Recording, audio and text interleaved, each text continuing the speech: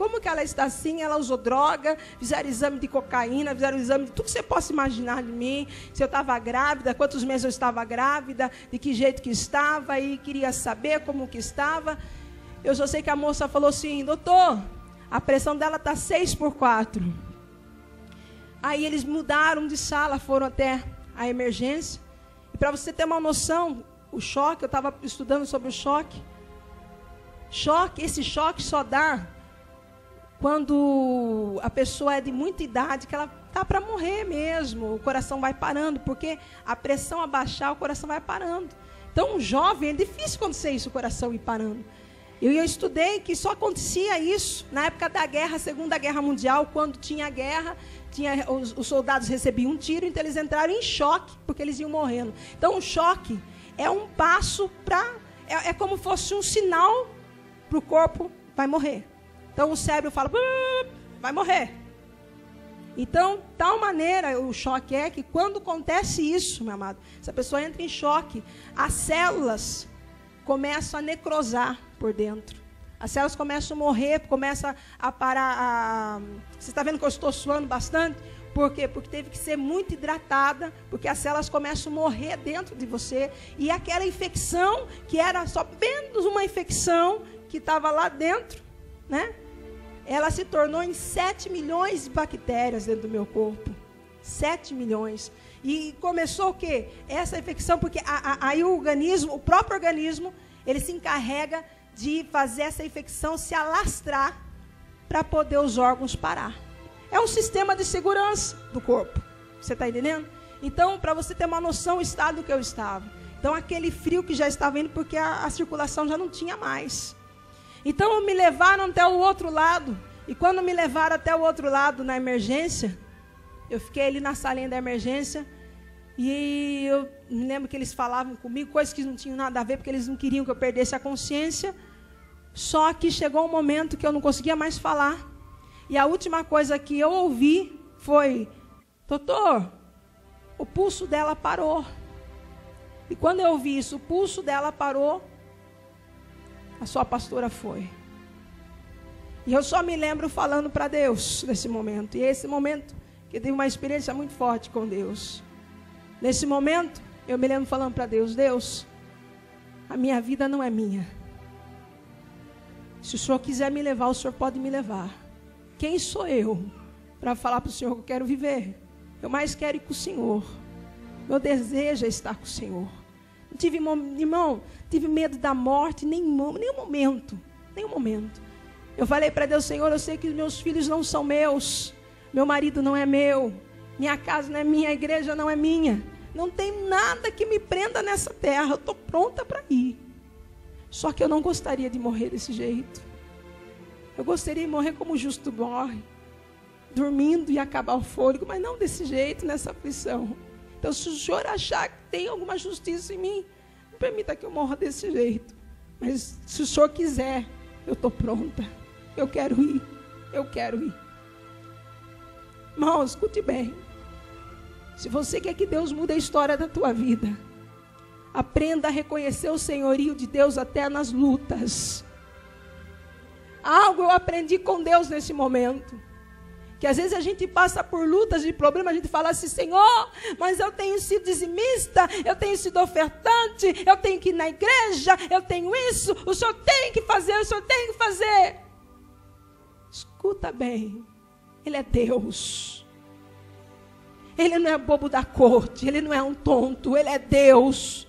E se Ele permitiu algo na sua vida, você não entregou a tua vida para Satanás, você não entregou a sua vida para o diabo, você entregou a vida para Deus. Ele tem o domínio de tudo. Se Ele achar que você tem que passar por isso, você tem que passar.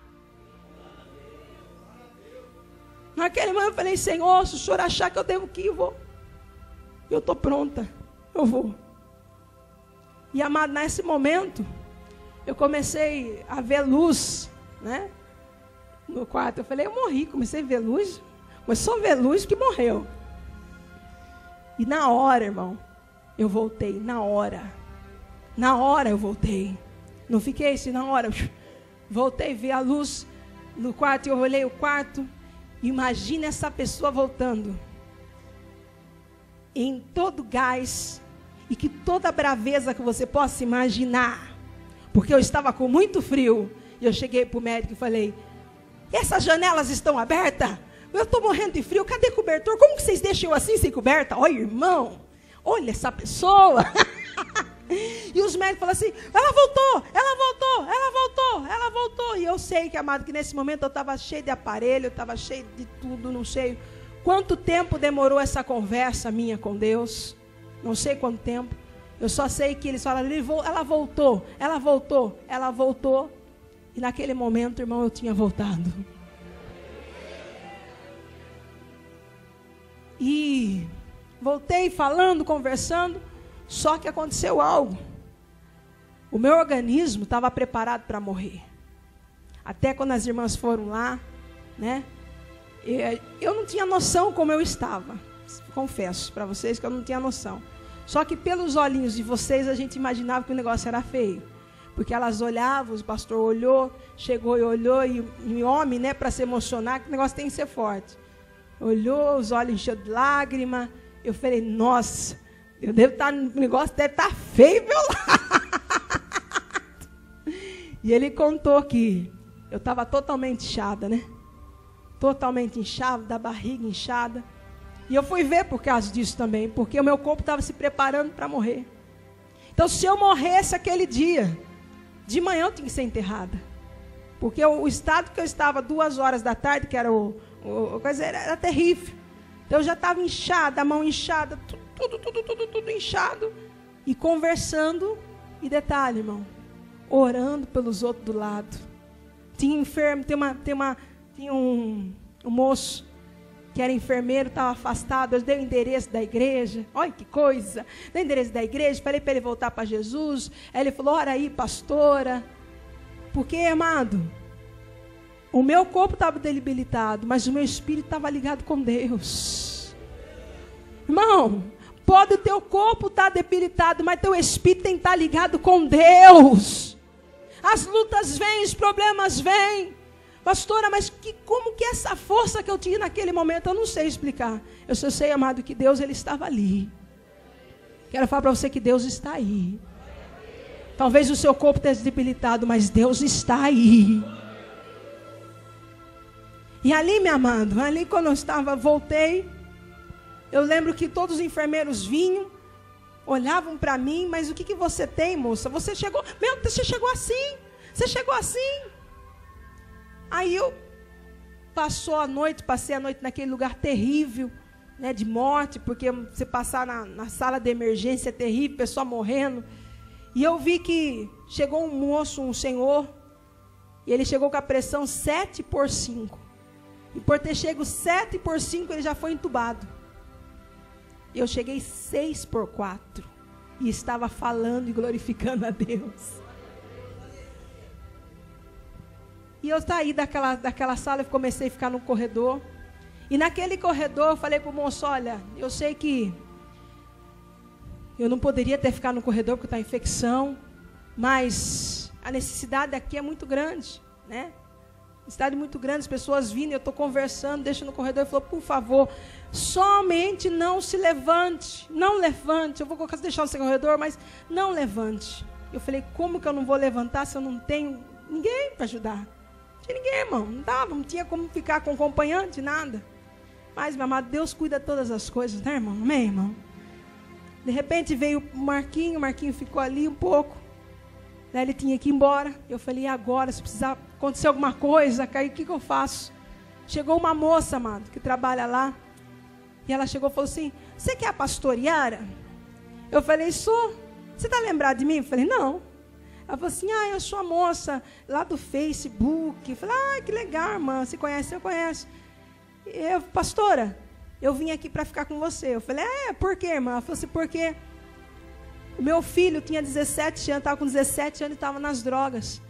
E a senhora me ajudou a recuperar o meu filho. Faz 3 meses que ele está fora das drogas. E eu trabalho aqui. E eu vim aqui ajudar a senhora. Irmão, semeie de dia e de noite, que você não sabe a hora que você vai colher. Essa moça trabalha das 2 às 10. Das 2 às 10 ela ficou junto comigo lá. E limpava e ficou junto comigo. Ela falou, pastor, agora eu vou sair. 10 horas eu tenho que ir embora, quem vai ficar com a senhora? Eu falei, o mesmo Deus que preparou você, é o mesmo Deus que vai preparar outra pessoa. Chegou um irmãozinho, aí chegou um irmãozinho com dor de cabeça, da congregação, chegou, ficou do meu lado e falou assim, não, pode ficar, porque agora eu vou ficar com ela. Eu falei, eita Deus. Aí toda vez que eu falava, irmão, que é terrível ficar no corredor, né? Sei quem já ficou naquele corredor lá, até é chamado corredor da morte, né? Porque é terrível. Todos tipos de doença você possa imaginar, tem ali. Todo tipo de clamor, de grito, de choro, de tristeza, tem naquele corredor. E eu chegava uma hora, eu falava, meu Deus do céu, e agora? Aí o irmão cantava. Deus é Deus, né? Eu falava, irmão do céu, até quando nós vamos ficar aqui nesse corredor? E ele cantava assim, espera com paciência no Senhor. E eu deitava. Aí de repente, no outro dia, eu falava, irmão, quando é que nós vamos ficar aqui, né? E ele cantava, espera com paciência no Senhor. Aí outro dia veio a missionária. Aí Deus tocou lá, moveu os missionários, irmã.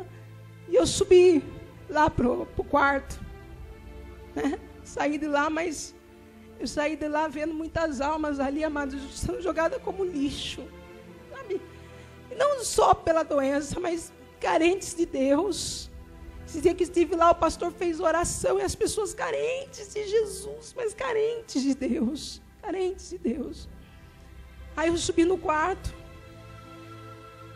E eu falei, Senhor, o Senhor não me ressuscitou dos mortos à toa.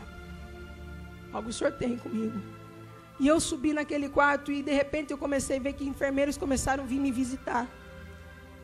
E eu falei, por que vocês estão começando a me visitar? O que vocês veem tanto no quarto? Até vocês viram a enfermeira vindo visitar. Por que vocês vêm visitar? Ela falou, moça, é porque você não tem dimensão o que aconteceu com você. Eu falei, por quê? Ela falou, viu?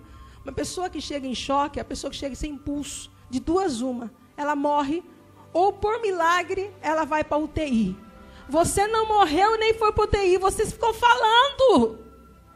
Você voltou, você não tem sequela nenhuma. A medicina não tem explicação para isso. Eu falei, mas a minha pressão foi 6/4. Ela falou, não filha, a sua pressão foi a 0. Eu estava lá, sua pressão foi a 0. Era para no mínimo você ficar com sequela. No mínimo era para você estar entubada. Não temos como explicar. Deus é fiel. Pois aquela moça saiu de lá, irmão. Eu parei naquele quarto. Estava aquelas pessoas tudo terrível, espírito da morte ali. Tanto que eu estava ali porque uma pessoa tinha morrido. Eu parei naquele quarto de pé, até a irmã estava lá. Eu falei assim, irmãos, moças, mulheres, eu estou aqui. Contei meu testemunho e falei, olha, eu estou aqui, não estou à toa. E eu quero falar que aqui nesse quarto ninguém vai morrer. Porque o Deus que pode todas as coisas está aqui. E eu não estou aqui à toa. Todo mundo olhou para minha cara como essa mulher louca.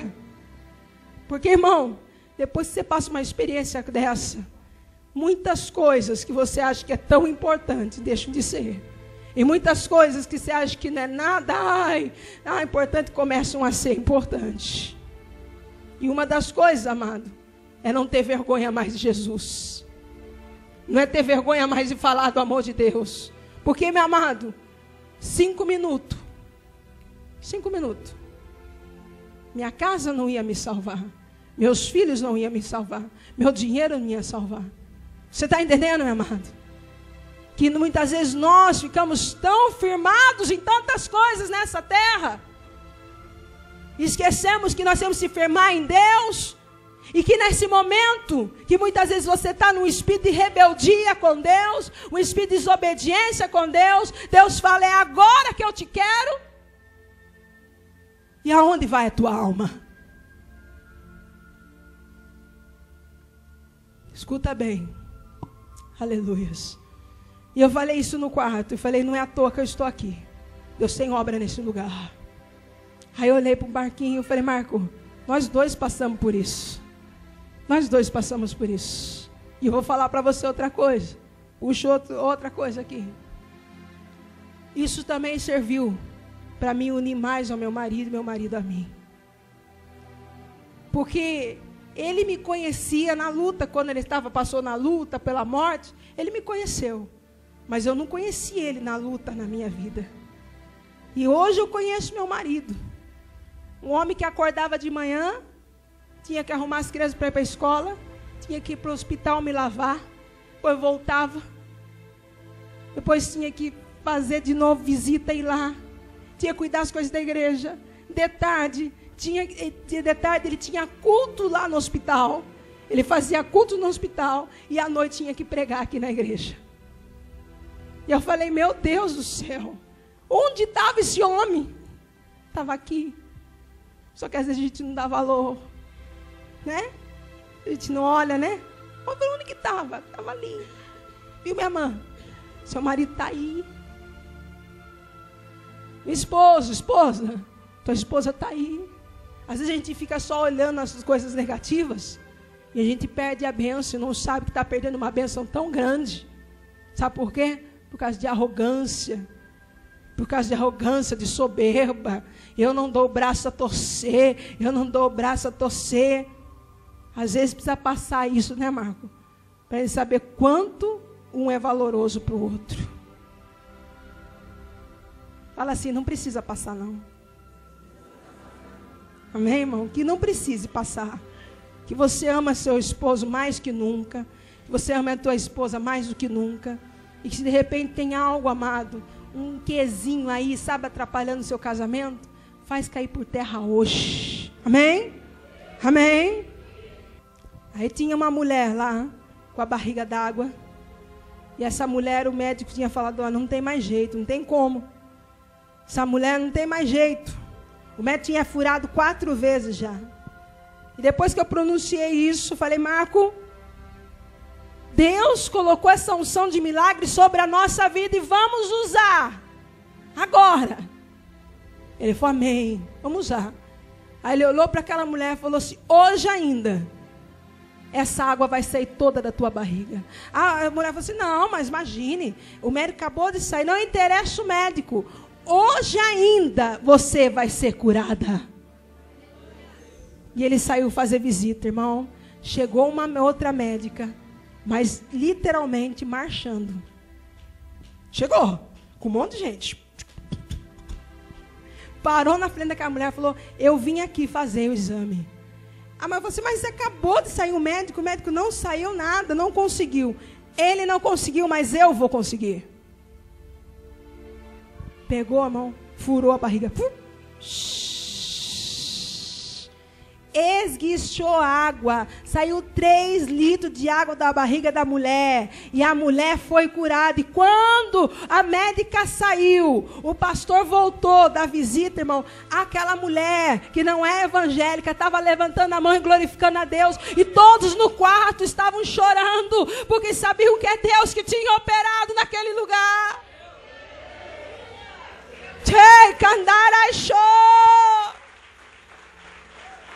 Esse é o nosso Deus. Aleluia.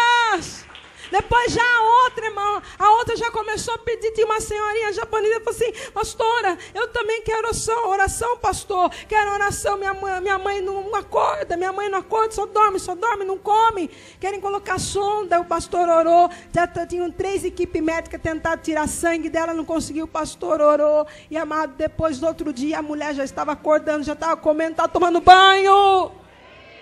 Outra mulher que estava com AVC, não mexia nada. E começamos a orar, determinar. A mulher já começou a levantar a mão, começou a levantar o pé, porque Deus é fiel. No quarto da frente tinha 2 mulheres que não andavam. E a mãe falou assim, você vai sair daqui semana que vem. Recebeu oração. No outro dia estava com alta. Irmão, para você saber o que Deus fez naquele lugar. Os funcionários, antes de sair, falou, pastor, vocês precisam